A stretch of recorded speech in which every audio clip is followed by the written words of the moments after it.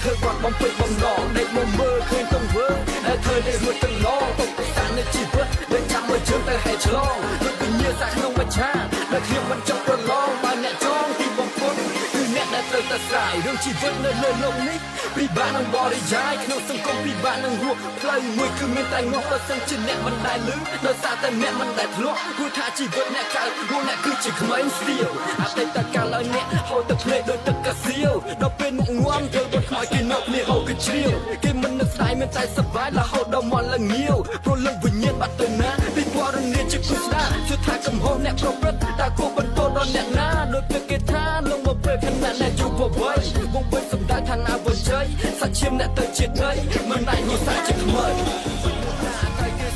เธอวัดបំពេញបំណងដេកមកមើលឃើញទង្វើដែលเธอได้រួចទាំងឡងទុកពិសានៅជីវិតដែលចាំមកជើងទៅហេឆ្លងដូចវិញ្ញាសាក្នុងមច្ឆាដែលខ្ញុំមិនចង់ប្រឡងបើអ្នកចងទីបំផុតគឺអ្នកដែលត្រូវតែស្រាយរឿងជីវិតនៅលើលោកនេះពិបាកនឹងបរិយាយក្នុងសង្គមពិបាកនឹងរស់ផ្លូវមួយគឺមានតែងាប់បើសិនជាអ្នកមិនដែលលឺដោយសារតែអ្នកមិនដែលធ្លាប់ព្រោះថាជីវិតអ្នកកើតពួកអ្នកគឺជាក្មេងស្ទាវអតីតកាលឲ្យអ្នកហូរទឹកភ្នែកដោយទឹកកាសៀវដល់ពេលមុខងំធ្វើបុតខ្មោចគេនៅគ្នាហូរគឺជ្រាវគេមិននឹកស្ដាយមានតែសប្បាយរហូតដល់មកល្ងាវព្រោះលឹងវិញ្ញាណបាត់ទៅណាពីពណ៌នាជាគូស្ដាជឿថាកំហុសអ្នកប្រព្រឹត្តតែគោបន្តដល់អ្នកណាដោយពេលគេថាលងមកពេលខណៈអ្នកជួបប្រវ័យវងពេញសម្ដៅឋានៈវិជ័យសាច់ឈាមអ្នកទៅជាតិដីមិនដែលញូសាជាខ្មៅ